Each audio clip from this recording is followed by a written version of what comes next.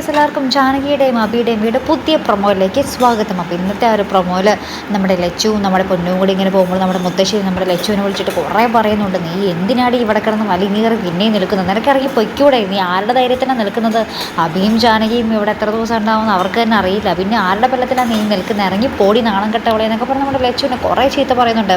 അപ്പോൾ പൊന്നും ഇങ്ങനെ പറയുന്നുണ്ട്, എന്തിനാ അമ്മേ, എന്തിനാ മുത്തശ്ശി ആരും ലച്ചു എന്താ പറയുക ലച്ചു ചെറിയമ്മ ഇങ്ങനെ ചീത്ത പറയുന്നത്, എന്തിനിങ്ങനെ ചീത്ത പറയുന്നതൊക്കെ ചോദിച്ച് ഭയങ്കര അവർ സങ്കടത്തോടെ നമ്മുടെ പൊന്നു ചോദിക്കുന്നൊക്കെ ഉണ്ട് കേട്ടോ. അതിനുശേഷം നമ്മുടെ ജാനകി വന്നിട്ട് നമ്മുടെ ഒരു മുത്തശ്ശിക്കെതിരെ ഭയങ്കരമായിട്ടുള്ളൊരു കടുത്ത വാക്കുകൾ തന്നെ ഉപയോഗിക്കുന്നുണ്ട് കേട്ടോ. നിങ്ങൾക്ക് ഈ ഒരു പ്രായത്തിൽ വെറുതിരുന്നാൽ പോരെ, ആ ഒരു കൊച്ചുങ്ങളോട് പോലും ആ ഒരു ദുഷിച്ച മനസ്സ്, ആ ദുഷിച്ച വാക്ക്, ആ ദുഷിച്ച നാവ് എടുക്കുന്നത് എന്തിനാണ് എന്നൊക്കെ പറഞ്ഞ് നമ്മുടെ ജാനകി ഭയങ്കരമായിട്ട് കത്തിക്കയറുന്നുണ്ട് കേട്ടോ.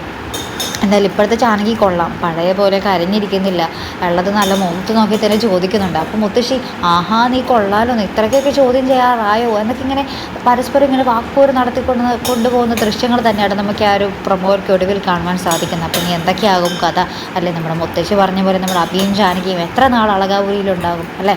എന്തായാലും കാത്തിരുന്ന് തന്നെ കാണും. അപ്പോൾ ഇതുപോലെ പ്രൊമോ റിവ്യൂസിനും എപ്പിസോഡ് റിവ്യൂസിനും ഒക്കെ നിങ്ങൾ മറക്കാതെ ചാനൽ സബ്സ്ക്രൈബ് ചെയ്യുക. അടുത്തൊരു വീഡിയോയുമായി വരുന്നത് വരയ്ക്കും ഗുഡ് ബൈ.